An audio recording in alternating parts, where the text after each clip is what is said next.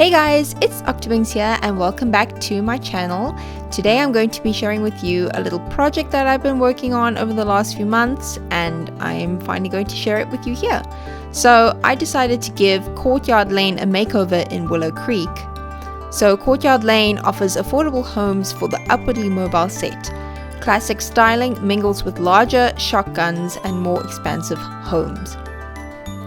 So I decided to give this neighborhood a makeover using the Queen Anne architectural style, and to do this I used The Sims 4 Strangerville, which I am a big fan of, and I really like all the build and buy items that it comes with.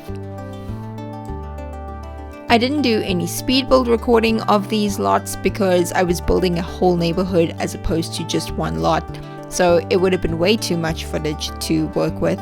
That being said, I still think it would be nice to do a little tour of them so you can get an idea of each house and how many rooms it has, etc, etc. So the first house we have is Haegue House. Now, Haegue House isn't quite a starter home per se. It's more the kind of house that, say your sim in another neighborhood is doing pretty well in his or her career and they want to sort of move on up in the world, so they want to buy a more grand house in an up-and-coming neighborhood. That would be Haegue House. It's also the kind of house that needs a bit of TLC. It's a little bit run down. So if you do have maybe like the Dream Home Decorator pack, this would be the kind of house you would want to renovate and turn into something a bit more eye-catching, if you know what I mean. Next up is Rose Residence, which is across the street from where Haegue House is in Courtyard Lane. And as you can see, it is definitely bigger than Haegue House. It's more established. It's definitely more well kept as well.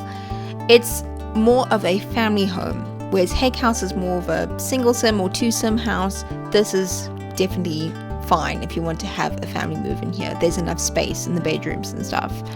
I also just want to reiterate that these builds are just made with the base game and the Strangerville game pack, so you will need Strangerville for all the windows, doors, etc, but otherwise these are just base game builds. Then back over on the other side of the street we have Daisy Dwelling. So Daisy Dwelling, I still imagine this particular lot to be home to the pancakes. I somehow can't imagine the pancakes not living in Courtyard Lane and not living on this particular lot.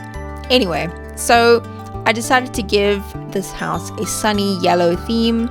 It's still very much family size, and yeah, I sort of catered it a little bit to how the pancakes would live in it, at least how I think they would live in it. And that's Daisy Dwelling.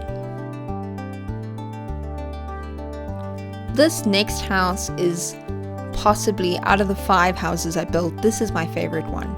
So this is Pistachio Place, and I just love this green and white color scheme. There's something about it, and maybe this Queen Anne aesthetic, that I feel really goes so well together. So again, it's sort of family size. It's probably a little bit more cramped compared to Daisy Dwelling and Rose Residence, but it's still very spacious.